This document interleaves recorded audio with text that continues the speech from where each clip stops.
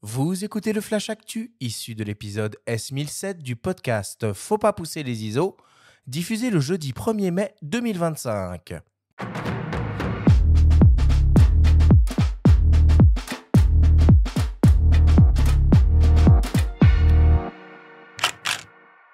Cette semaine, dans le Flash Actu, Sony innove avec un nouveau petit télézoom ultra lumineux.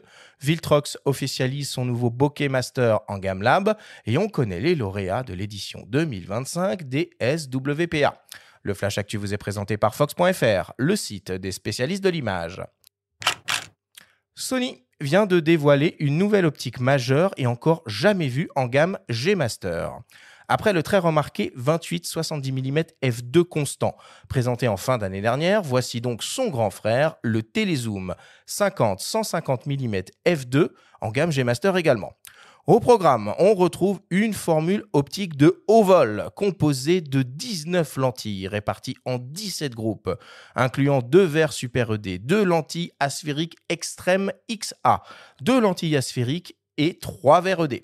Le constructeur, comme à son habitude, a publié des courbes MTF qui laissent supposer des performances optiques exceptionnelles.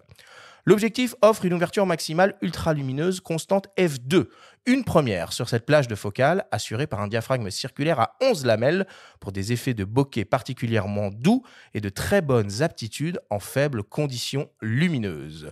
Précisons d'ailleurs sur ce point que l'objectif est dépourvu de stabilisation optique. Niveau autofocus, on retrouve une quadruple motorisation linéaire XD avec des distances minimales de mise au point de 40 cm au 50 mm et 74 cm au 150 mm, avec donc un rapport de grossissement maximal de 0,2 fois. L'objectif reste relativement compact et léger, avec 1,34 kg sur la balance et un encombrement constant d'environ 20 cm pour 10 cm de diamètre. L'objectif tout de blanc vêtu bénéficie d'une construction exemplaire, protégée contre les intempéries et d'une ergonomie professionnelle, avec une bague de diaphragme décrantable, des boutons personnalisables, un collier de fixation trépied. Il n'est pas compatible avec les convertisseurs de focale 1,4 fois et 2 fois. On vous propose d'écouter Baptiste Soto, le directeur commercial de Fox Distri, nous partager son ressenti sur l'arrivée de ce nouvel appareil. Alors, c'est vrai que c'est des focales qui sont assez dépaysantes. On n'est pas habitué à ces types à ces focales-là. On est habitué à nos traditionnels 24-70, 70-200. Et là, on arrive avec des nouvelles plages. Alors, d'un côté, c'est dépaysant. C'est des produits qui sont aussi un petit peu chers et volumineux. Mais d'un autre côté, sur certains usages, ça ouvre des perspectives un petit peu nouvelles.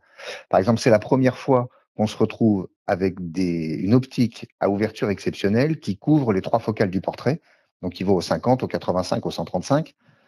Donc sur certains usages, ça peut vraiment être top. Alors je pense particulièrement, il y a l'usage du mariage évidemment, avec petit encombrement au niveau du poids qui n'est pas forcément dans la cible de ce genre de photographe. Mais ça peut être top pour de la mode, pour du studio, pour du sport indoor. Ça, c'est vraiment quelque chose d'un peu exceptionnel, notamment mode studio, c'est parfait parce qu'on est très belle ouverture, on est sur du portrait. Pour le spectacle, là, c'est topissime. Peut-être un petit peu volumineux, mais bon, en spectacle, on est habitué à avoir des optiques un peu grosses, quand des 110-200-8 ne sont pas beaucoup moins volumineux. Alors, il y a l'usage particulier de la vidéo. Là, faut attendre j'ai hâte de voir des tests en situation réelle sur de la vidéo de cette optique parce que, alors, d'une part, c'est un 50-150, donc c'est une plage très intéressante en vidéo. Et d'autre part, c'est un zoom interne. Donc, ce qui veut dire qu'il est équilibré. Donc, par rapport à l'usage sur de la vidéo, c'est particulièrement sensible. C'est très, très bien. Ça déséquilibre pas l'image. Et avec les stabilisateurs, ça va très bien se marier. Alors, certes, c'est pas donné, il est un peu volumineux, mais c'est top sur certains usages spécifiques. Et à Sony et aux revendeurs d'apporter des solutions pour ces clients-là, pour trouver des solutions financières pour les accompagner. Enfin, ça, je pense que les distributeurs ont l'intelligence d'avoir une proposition qui permette d'envisager l'acquisition de ce type de produit pour des gens pour qui c'est en termes de budget un peu borderline, parce que c'est vrai qu'à 4 400 €, ça fait un sacré budget, mais ça, encore une fois, ça s'organise et ça s'accompagne. Le nouveau Sony FE 50-150 mm f2 est proposé donc au prix de 4 399 € et sera disponible dès la fin du mois de mai. On continue toujours dans le domaine de l'optique avec Viltrox qui officialise sa deuxième focale fixe ultra lumineuse haut de gamme en série Lab.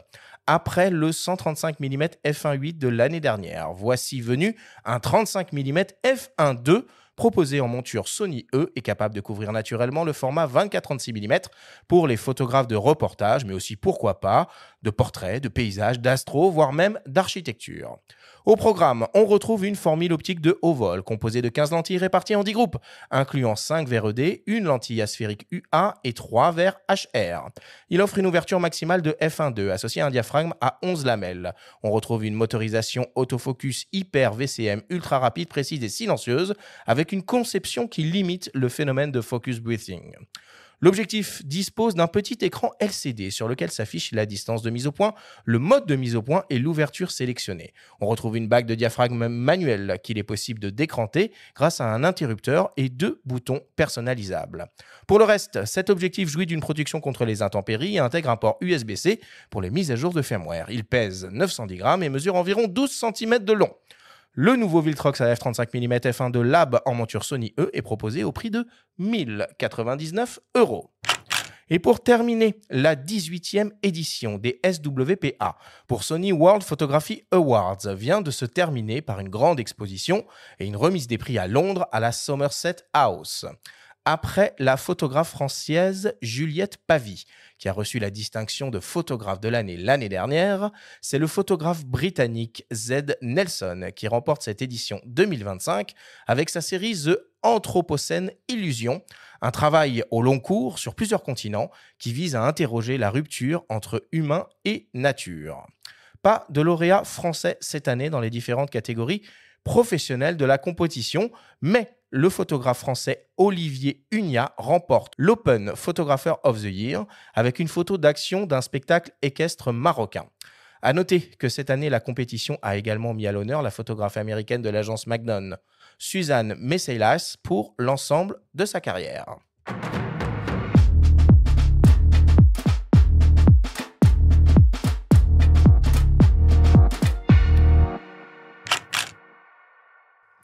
Voilà pour l'actualité cette semaine. Encore une fois, Benjamin a tourné autour des nouveautés optiques et Sony qui déroule ses concepts toujours plus séduisants, toujours plus impressionnants, mais encore toujours plus chers. C'est bien, ils sont dans le thème de l'émission, après le 2870 f2.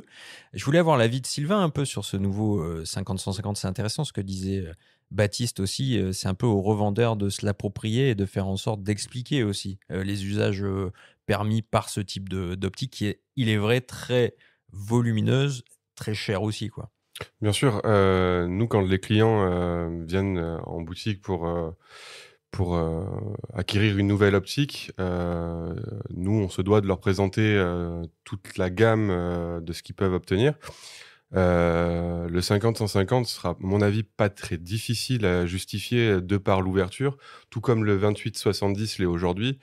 On a sur ces plages focales l'équivalent de plusieurs optiques fixes contenues dans une même optique qui certes est volumineuse, mais très qualitative aussi. Comment tu vois ça, toi, Jérôme, toi qui es venu avec un petit Leica et un tout petit 35 mm? Alors, je préfère avoir une focale fixe avec une seule ouverture, enfin une seule focale en fait, que d'avoir plusieurs focales sur ce type d'optique. Raison pour la compacité de l'optique. Et puis, pour le trimballer toute la journée à faire de la street photographie, c'est quand même un petit peu compliqué, quoi. On risque d'avoir mal aux épaules. Oui, et puis ce 50-150, il n'est pas si gros que ça, hein. En termes de poids et de gabarit, c'est peu ou prou la même chose. Peu ou prou, hein. Je mets bien des guillemets là-dedans, qu'un 70-200 mm f2.8. C'est pas la première fois qu'on commence à voir un peu ce plage de focale. Souvenez-vous, Tamron et Samyang ont aussi une proposition qui va un peu dans ce sens, avec un 35-150 mm, un peu plus large donc. Mais et ouverture glissante aussi, voilà. f2 2.8. Ouais, mais 2.8, ça va quand même mais déjà. Non, c'est des propositions qui sont super intéressantes en tout et cas. Beaucoup moins chères, beaucoup plus abordables. Dans la série des nouveautés optiques, je ne vous ai pas tout dit, hein, évidemment, sinon on y serait passé 2 heures. Un mot très rapidement, On a Samyang, justement, qui s'est associé à Schneider Kreuznach pour développer et annoncer un nouveau zoom grand angle 24-36 en monture Sony E, un 14-24 mm f2.8. Et on a Tamron aussi, qui a annoncé décliner son 18-300 mm APS-C donc, très prochainement pour cet été, en monture Canon RF et Nikon Z. Benjamin, est-ce qu'il y a d'autres actualités que tu voulais évoquer cette semaine ? Il faut signaler, on reparle de Sony à nouveau, mais c'est important, il y a des mises à jour très très importantes qui ont été mises à disposition, notamment pour la 7S3 et pour la 7CR2. C'est important, et surtout la 7S3, il faut se souvenir qu'il est sorti en 2020, donc c'était il y a 5 ans. Et on attend la 7S4 ? Avant la 7S3, la 7S2 avait été sortie aussi en 2015, donc 5 ans, 2025. Peut-être que la 7S4 va sortir cette année. On n'a pas d'infos, mais on peut l'imaginer. En tout cas, bravo à Sony de continuer à fournir des mises à jour gratuites denses comme celle-ci. C'est très bien. Bon, allez, on va clore le Flash Actu cette semaine là-dessus.